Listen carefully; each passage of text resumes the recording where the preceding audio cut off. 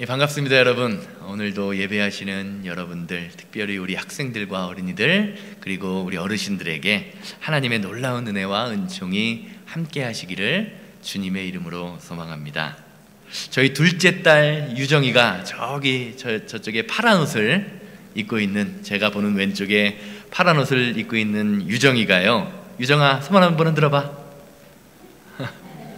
저 유정이가요, 놀이동산에 가서 무서운 놀이기구 타는 거를 아주 좋아합니다.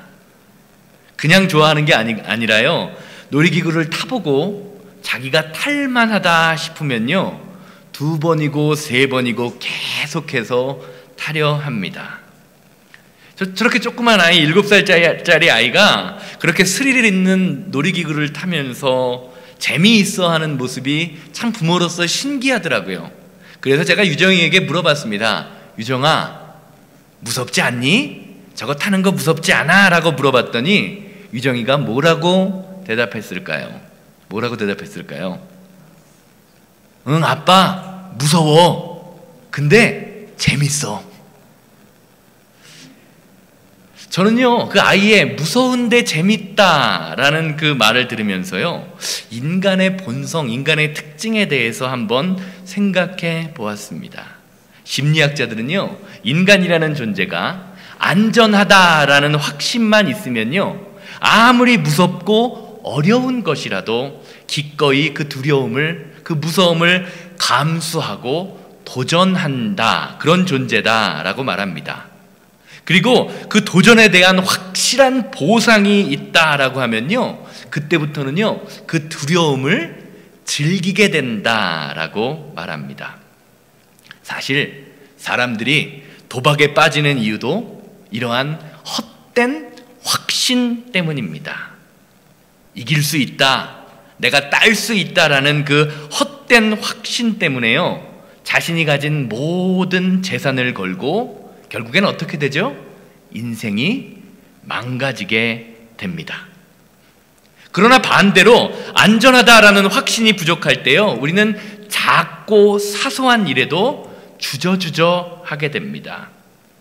왜냐하면 우리 인간의 본성에 패배에 대한 두려움과 상실에 대한 두려움이 있기 때문입니다. 그러나 성공적인 사람은요, 패배나 실패를 두려워하지 않습니다. 오히려 패배와 실패를 거울로 삼아서 그 실패를요, 성공을 위한 디딤돌로 바꾸어 버립니다. 실패는 성공의 어머니다라고 이야기했던 그 에디슨이 이런 사람이라고 할 수 있겠습니다. 사랑하는 여러분, 세상 것을 보며 안전하다, 확실하다라고 믿는 것은요 허상입니다. 언제 어디서 무너질지 모르는 것이요 세상으로부터 세워진 것입니다. 그래서 우리 인생에는요 하나님이라는 존재가 필요합니다. 그런데 어리석은 저와 여러분들, 우리 인간은요 이런 안전하지 않다는 확신을 세상에 적용하는 것이 아니라 우리의 신앙생활에 적용하곤 합니다. 왜 많은 성도님들이 하나님 말씀에 온전히 순종하는 것을 염려하고 두려워할까요? 그것은 하나님 말씀을 온전히 지키는 것이, 순종하는 것이 안전하다, 가장 안전하다는 그 확신이 부족하기 때문입니다. 예수님께서는요 제자들의 그런 모습을 보시면서 믿음이 작기 때문이다, 염려와 걱정은 믿음이 작기 때문이다라고 평가하십니다. 누가복음 12장 28절 말씀을 보면요 이렇게 이야기하죠. 오늘 있다가 내일 아궁이에 던져지는 들풀도 하나님이 이렇게 입히시거든, 하나님이 돌보아 주시거든 하물며 너희일까 보냐, 믿음이 작은 자들아. 사실 걱정과 염려는요 영적인 문제입니다. 그래서 예수님께서는요 이러한 걱정과 염려의 문제를요 술 취함과 방탕함과 같은 똑같은 문제로 취급하십니다. 누가복음 21장 3절에서 이렇게 염려에 대하여 이렇게 얘기하시죠. 너희는 스스로 조심하라. 그렇지 않으면 방탕함과 술 취함과 생활의 염려로 마음이 둔하여지고 뜻밖의 그날이 덫과 같이 너희에게 임할 것이다. 사랑하는 여러분, 신앙생활의 가장 큰 적은요, 저와 여러분들의 마음이 둔하여지는 것입니다. 그리고 둔하여진 우리의 마음은요, 하나님을 온전히 바라보고 하나님 말씀에 온전히 집중하지 못하게 만듭니다. 이것은요, 염려라는 단어, 염려, 걱정이라는 단어에 아주 분명하게 드러납니다.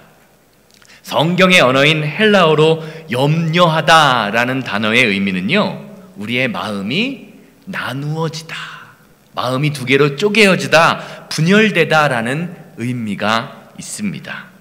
그리고 또 다른 의미로 생각하다라는 의미, 두 가지의 의미가 있습니다. 쉽게 말하면 우리가 어떤 문제에 빠졌을 때 그 문제를 가지고 생각하면 할수록 어떻게 되죠? 문제가 해결되나요? 문제가 해결되는 것이 아니라 그 문제에 빠져서 결국에는 우리의 마음이 둘로 나누어지게 되어 있다라는 말이죠. 여러분, 경험해 보셨잖아요. 우리가 어떤 문제에 빠져서 걱정하다 보면요, 걱정이 또 다른 걱정을 만들어내고 결국에는 저와 여러분들의 삶이 그 걱정 때문에 무너지게 됩니다. 사람과의 관계가 무너집니다. 그러다 보면 결국 신앙도 무너지게 됩니다. 사랑하는 여러분, 염려는요, 영적인 문제입니다. 그렇게 우리가 믿음과 확신을 가지고 하나님 앞에 나아가면요, 우리의 인생의 문제를 책임져 주시는 하나님의 능력이 저와 여러분들의 삶에 임하게 되는 것입니다. 이것이 우리가 믿는 믿음의 실체입니다. 그리고 이런 믿음의 실체가요, 기도를 통해서 우리의 삶에 드러나게 된다고 오늘 말씀은 저와 여러분들에게 알려주고 있습니다. 빌립보서 4장 6절에서 7절 말씀 다시 읽겠습니다. 아무것도 염려하지 말고 모든 일에 기도와 간구로 너희 구할 것을 감사함으로 하나님께 아뢰라. 그리하면 모든 지각에 뛰어난 하나님의 평강이 그리스도 예수 안에서 너희 마음과 생각을 지키시리라. 오늘 말씀 가만히 보세요. 오늘 말씀도요, 아까 읽은 예수님의 말씀처럼 염려를 마음의 문제로 받아들이고 있습니다. 쉽게 말하면 신앙생활의 문제는요, 어려움은요, 우리의 인생의 바깥에서 생기는 것이 아니라 쉽게 말하면 우리의 마음을 다스리지 못하는 데서 시작된다는 것이지요. 사랑하는 여러분, 예수님을 믿고 신앙생활하며 예배하며 기도하는 것은요, 세상을 변화시키는 것이 아닙니다. 내 마음을 먼저 다스리는 것입니다. 내 마음이 다스려질 때, 내 마음이 변하게 될 때 내 세상이, 내 주변이 바뀌게 되는 것이 신앙의 원리입니다. 이것이 오늘 본문 말씀이 저와 여러분들에게 주는 메시지예요. 어떤 분들은요, 오늘 말씀을 보면서 염려와 기도가 도대체 뭐가 다른 것이냐라고 생각할 수도 있습니다. 염려와 기도 도대체 뭐가 다른 것일까요? 그런데 염려와 기도, 오늘 말씀이 이야기하는 것을 보면요, 염려와 기도에는 아주 큰 차이점이 있습니다. 염려의 배경, 염려의 뒤에는 문제의 원인에 대한 원망과 좌절과 걱정과 상처가 바탕되어 있지만 기도의 뒤에는요, 감사함이 있습니다. 그래서 오늘 본문 말씀을 보면요, 기도와 간구할 때 어떻게 하래요? 너희 구할 것을 감사함으로 아뢰라 라고 말하고 있습니다. 어떠한 어려움과 어떠한 문제 가운데에서도 감사할 수 있다는 것입니다. 성도가 문제의 상황 가운데에서 감사할 수 있는 이유는요, 하나님의 일하심, 하나님의 책임지심을 믿기 때문입니다. 그래서 사도 바울은 이야기하죠. 모든 일이 합력하여 무엇을 이룬다? 선을 이룰 것이다. 내가 지금은 어려움에 처해 있고 아픔과 상처가 내 삶을 주장하는 것 같지만 내가 하나님께 내 삶을 맡기고 감사하며 기도할 때 내 아픔과 상처를 사용하여 하나님의 뜻, 하나님의 선을 이루시는 분이 바로 우리가 믿는 하나님이다라고 말씀하고 계시는 것입니다. 이런 점에서 연약함, 부족함, 약함이라는 것은요, 성도가 누릴 수 있는 최고의 특권입니다. 약하지 않으면 왜요? 기도할 수 없기 때문입니다. 내가 연약하기에, 내가 할 수 없기에 우리는 하나님을 의지합니다. 주변의 사람들이 왜 기도하지 않습니까? 왜 하나님 앞에 무릎 꿇지 않습니까? 내 힘으로 할 수 있다라는 생각이요, 내가 할 수 없다는 생각보다 더 강하기 때문입니다. 내 힘으로 내 문제를 해결할 수 있으니 굳이 기도할 필요가 없는 것입니다. 이런 점에서 기도가 멈추어진 성도, 기도가 멈추어진 교회는요, 하나님의 도우심을 기대할 수 없는 내 힘과 내 뜻대로 세워진 인생, 바벨탑과 같은 인생에 지나지 않음을 우리는 기억해야 하는 것입니다. 사랑하는 여러분, 세상의 문제로, 재정적인 어려움으로, 건강의 문제로 어려움과 낙심 가운데 있으십니까? 기도하십시오. 하나님이 여러분의 무너진 마음을 회복시켜 주실 것입니다. 여기 학생들, 공부와 진학의 문제, 많은 스트레스가 있습니까? 하나님 앞에 무릎 꿇고 기도해 보세요. 하나님이 여러분들에게 비전과 꿈을 주실 것입니다. 이것이 기도의 능력입니다. 그리고 이것이 어려운 상황 속에서 문제에 대처하는 성도의 자세입니다. 결론적으로 말씀드리겠습니다. 성도가 기도해야 하는 이유는요, 내 생각과 하나님의 생각이 완전히 다를 때가 있기 때문입니다. 그래서 오늘 말씀은요, 이것에 대하여 이렇게 증거하죠. 모든 지각에 뛰어나신 하나님. 모든 지각에 뛰어나신 하나님. 그리고 이렇게 하나님의 능력을 의지하는 성도를 향해서 하나님은요, 평안, peace라는 마음을 주심으로 저와 여러분들이 주님의 길을 온전히 따르게 하고 십자가의 길을 담대히 걸어가게 하시는 것입니다. 사랑하는 여러분, 하나님의 존재를 생각해 보시기 바랍니다. 하나님은요, 염려가 없는 분입니다. 그러므로 주님과 동행하는 성도에게도요, 염려가 없어야 합니다. 성도는요, 염려하며 걱정하는 대신 감사하며 기도하는 사람입니다. 이런 점에서 믿음의 다른 이름은요, 기도라고 할 수 있는 것입니다. 염려할 일이 많으십니까? 걱정할 일이 끊이지 않으십니까? 문제와 걱정이 태산같이 쌓여있는 저와 여러분들의 인생, 오늘 말씀처럼 아무것도 염려하지 말고 모든 일에 기도와 간구함으로 우리 구할 것을 감사함으로 하나님께 아뢰는 성도님들에게 모든 지각에 뛰어나신 하나님의 평강이 날마다 함께 하시기를 주님의 이름으로 소망합니다. 하나님 앞에 엎드려 기도할 수 있는 것, 이것이 성도가 누릴 수 있는 최고의 특권입니다. 아멘. 이 시간에는 우리 학생부를 가르치시는 잔신 성도님 나와서 우리 None of Your Business라는 제목으로 학생들 위해서, 그리고 영어가 편하신 회중들을 위해서 말씀을 전해주실 텐데요, 말씀 가운데 임하시는 하나님의 능력을 온전히 경험하시는 여러분들 되시기를 주님의 이름으로 소망합니다. Good morning. I'd like to pray before I begin. Father, speak through me and use me for your glory and for your glory alone. In Christ's name we pray. Amen. Thank you, Pastor Suh. When Pastor Suh told me that we're going to be talking about Philippians chapter 4, 6 to 7, the first thought came to my mind was, oh, I'm going to talk about Thanksgiving. But then as I was preparing this passage, God said, no, I want you to talk about the entire passage. And so I I did that. So this is the first time I'm actually talking about this specific passage to a congregation or Bible study in general. So let's see how it goes. Imagine your child, let's say 10-year-old child, comes to you one day and says the following: Mom, Dad, I know that you love me and you have taken care of me since I was born.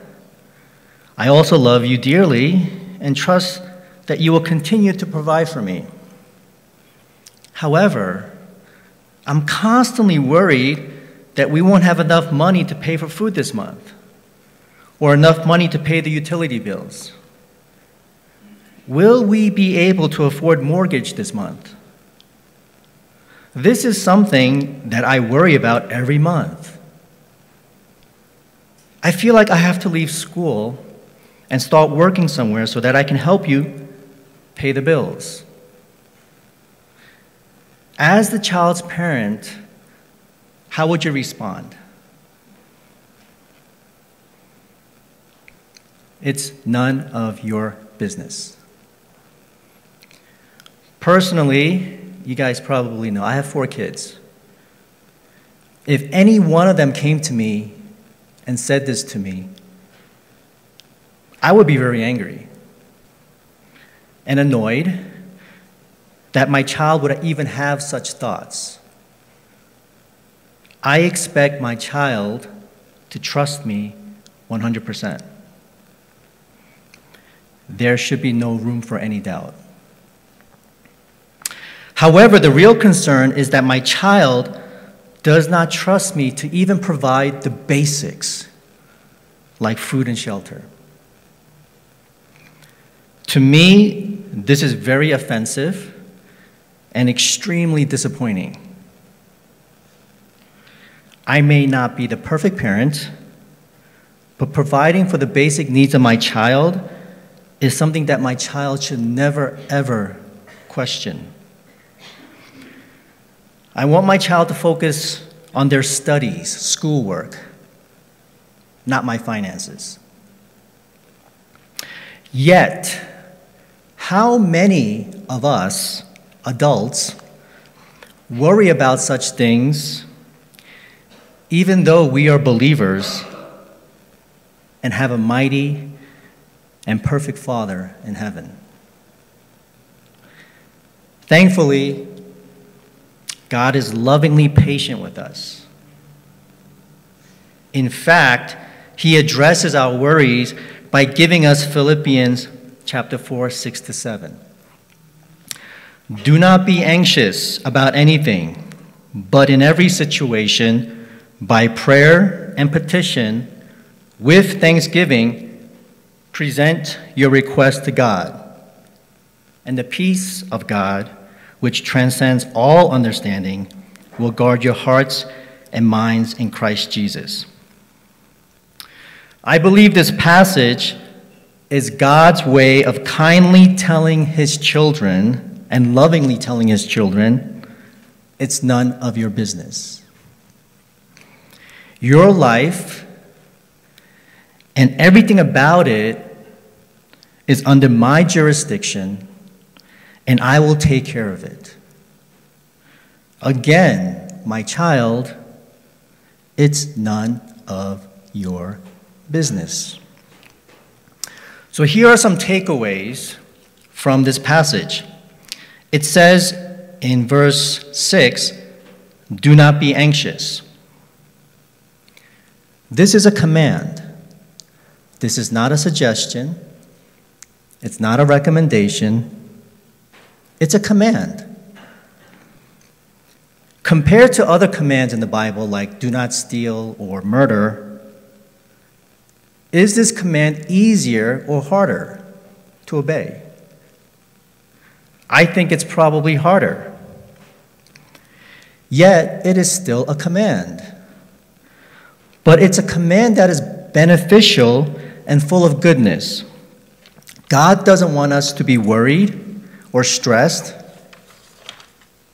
Instead, He wants us to rest in Him. We should be very thankful that God does not want us to worry. every situation. God cares about every single moment, every breath, every heartbeat, everything in your life. Did you know that God never sleeps and He watches over you constantly? You may think, but God is probably too busy with other things. He's not. God created time, and He's not bound by it. He knows when and where you will die. He knows the last breath, the last heartbeat that you will have, because He is the one that gives it to you. He cares enough to have every strand of your hair numbered. We know that because of Luke chapter 12, verse 7. But do you believe that? If so, if you really believe that He knows every strand of your hair, then why wouldn't you believe that God cares about more important things in your life? Pray and petition. So rather than worrying about things that you really have no control over, bring your concerns to God. I know a lot of us, we probably spend hours worrying about something. Rather than worrying about that, why don't you spend that same amount of time praying to God? It's a lot more effective. And also, you know, God actually likes you. He likes talking with you. I think a lot of us, we don't believe that. God really likes you. He wants to spend time with you. It's odd because we are chasing after famous people, celebrities, and we would probably do a lot, probably give anything to just spend time with them, even for an hour. But you know, God chases us. He wants to spend time with us all the time. To you, to God, you're a celebrity. He's chasing after you and saying, come on, let's spend time together. I gave you my son, Jesus, so I can spend time with you. It's amazing. Do you believe that, though? If you do believe that, then talking to God, praying to Him constantly should be our greatest desire. I think that's why in 1 Thessalonians chapter 5:17 it says, pray without ceasing. It makes a lot of sense. With thanksgiving. To me, this is so important. Every day, we should be thanking God at least 122,000 times per day. How did I get this number? Well, you know, the average person has about 100,000 heartbeats per day. And they also breathe 22,000 times per day. Do you control your heartbeat? Do you control your breath? Well, maybe some of you will say, yeah, I do. But when you're sleeping, do you control your breath? No. Where does it come from? Someone is actually giving it to you. Who is it? Who's giving it to you? You're not giving it to yourself, so that means you're receiving it, right? It's a gift. It's a gift from God. And when someone gives you a gift, what should you say? Thank you, right? That's basic courtesy. He does that 122,000 times a day. So we really have no excuse not to thank God. But for some reason, we complain more than thank God. Think about that for a second. We complain more than thank God. That's crazy. The first thing that we should do when we wake up is to give thanks to God for giving us life. When you do that, your disposition of thankfulness to God becomes clear. It's not clouded. When you wake up and you take that first breath that you realize you're taking, that's a gift. And so naturally, as you receive a gift, you should say, thank you. 1 Thessalonians 5:18, give thanks in all circumstances. Makes a lot of sense now. Makes a lot of sense. Sometimes we think, what do I have to be thankful for? Why should I thank God? I just told you, 122,000 reasons to be thankful. Minimum. Present your request to God. This is amazing, this particular passage. God has already given you everything in Jesus Christ. Do you know that? A lot of us, we pray asking God for something. But I imagine when you pray and you ask God for something, this is what he's thinking. Child, I gave you everything already. There's nothing more I can give you. When I gave you my son Jesus, I gave you everything. I withheld nothing. You have everything. So when we pray and we ask God for things, God shows incredible patience to us because he's already given us everything, yet he allows us to petition him. How patient is our God? I believe because God has already given us everything, when we present our request to God, he doesn't necessarily give us more. What he's doing is he's making it clearer of that fact. He's letting us know more clearly that he has given us everything. So when you're praying, you realize that. And as you realize that he has already given you everything, okay, when we understand this truth, our prayer begins to change. Your prayer begins to change. Rather than asking God for materialistic things,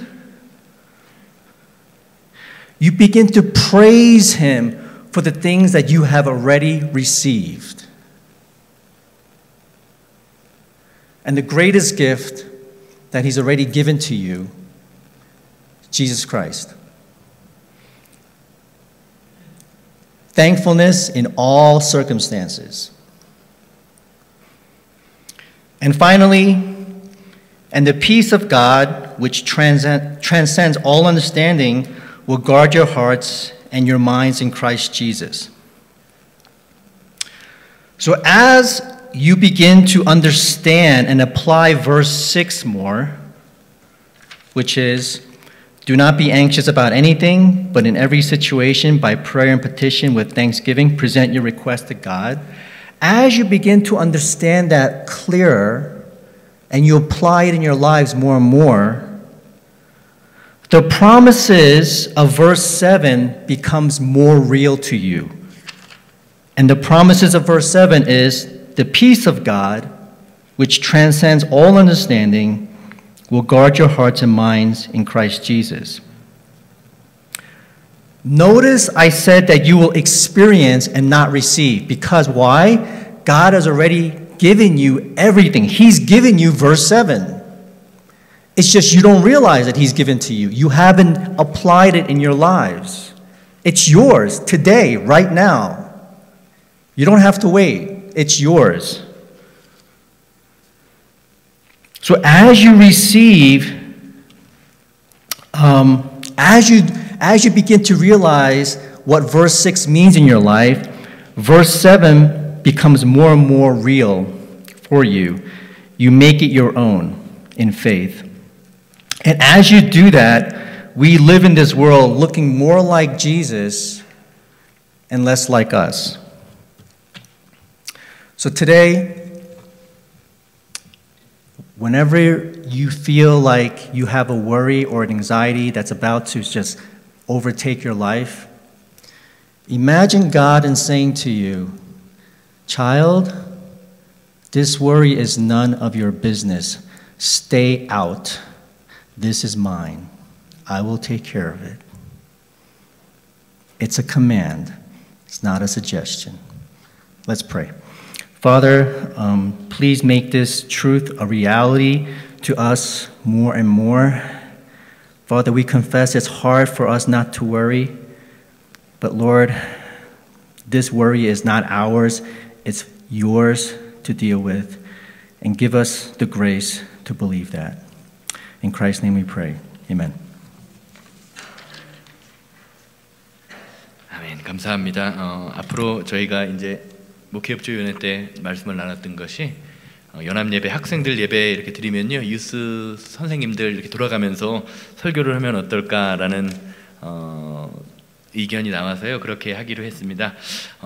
저희가 이렇게 예배 드리는 게 물론 좀 시간이 좀 더 갈 수는 있지만 우리 아이들도 또 영어 회중들도, 영어를 사용하시는 회중들도 함께 예배하고 하나님의 그 사랑을 나눌 수 있도록 날마다 우리 교회를 위해서 기도해 주시면 감사하겠습니다. 다 같이 자리에서 일어나셔서 누군가 널 위하여 기도하네 1절 찬양하고요. 주님, 우리가 살면서 쓸데없는 걱정을 너무 많이 합니다.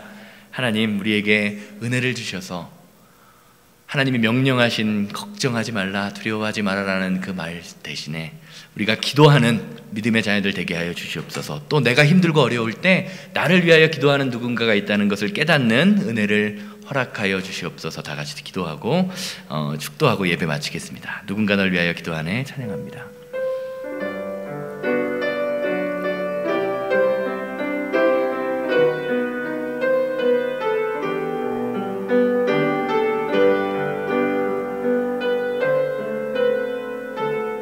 당신이 지쳐서 기도할 수 없고, 당신이 지쳐서 기도할 수 없고, 눈물이 빗물처럼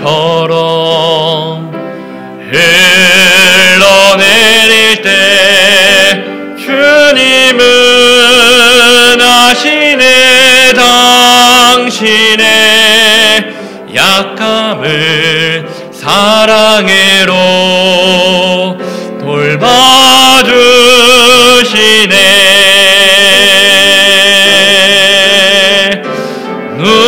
누군가 널 위하여,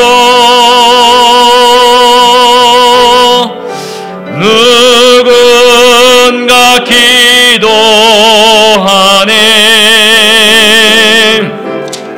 내가 홀로 외로워서 마음이 무너질 때 누군가 널 위해 기도, 누군가 널 위하여, 누군가 널 위하여,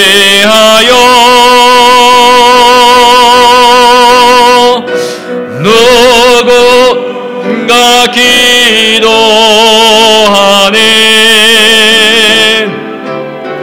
내가 홀로 외로워서 마음이 무너질 때 누군가 널 위해 기도. 다 같이 기도합니다. 자비롭고 거룩하신 하나님 아버지, 은혜와 사랑을 감사합니다. 오늘도 귀한 예배 시간 주셔서 아버지 하나님, 우리 유스그룹과 아버지 어린이들 함께 모여 예배할 수 있는 놀라운 은혜와 은총을 허락하시니 감사합니다. 우리의 삶에 산재되어 있는 염려와 걱정의 모든 순간들, 그 모든 산더미 같은 걱정의 순간 가운데에서 주님이 우리에게 명령하신 것처럼 아무것도 염려하지 말고 대신에 기도와 간구함으로, 감사함으로 하나님께 아뢰는 성도들 될 수 있도록 주님 인도하여 주옵시고, 그래야 할 때 하나님이 우리에게 주시는 그 하나님의 평강, 그 은혜와 능력이, 평화의 마음이 우리의 마음속에 차고 넘치는 믿음의 자녀들 될 수 있도록 아버지, 예배하는 모든 성도님들의 마음과 삶 속에 예수 그리스도의 은혜와 능력으로 차고 넘치는 귀한 믿음의 시간 될 수 있도록 아버지여 인도하고 역사하여 주시옵소서. 예배가 회복되게 하시고, 감사가 회복되게 하시고, 기쁨이 회복되게 하시고, 기도가 회복되는 믿음의 교회, 새 생명이 넘치는 교회가 될 수 있도록 하나님 우리의 마음과 생각을 주장하여 주시옵소서. 주 하나님의 능력과 사랑의 은혜가 우리 가운데 차고 넘치게 하심을 감사를 드리니 함께하여 주시옵소서.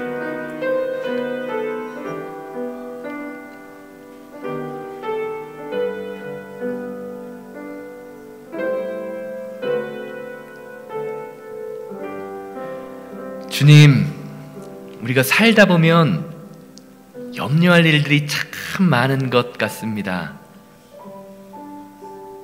작고 사소한 일에도 믿음을 붙들지 못하고 걱정하며 원망하며 한탄하는, 그리고 눈물 흘리는 우리를 불쌍히 여겨주시고 그 모든 순간 가운데 하나님 앞에 감사함으로 기도할 수 있는 은혜, 그 명령을 잊지 않도록 주여 우리에게 성령 충만함의 은혜를 더하여 주시옵소서. 그리하여 우리의 모든 순간 가운데서 우리에게 더 좋은 것을 허락하시는 하나님, 우리를 지켜주시며 모든 순간 가운데 함께 하시는 하나님의 은혜를 경험하게 하여 주시옵소서. 이제는 우리 주 예수 그리스도의 은혜와 아버지 하나님의 거룩하심과 성령님의 감화감동 역사하심이 예배를 마치고 삶의 자리로 돌아가 염려 대신 기도하며 하나님 앞에 무릎 꿇기 원하는 우리 성도님들의 삶과 가정과 사업장, 만나는 모든 사람들 위해 이제로부터 영원토록 함께 있을지어다. 아멘.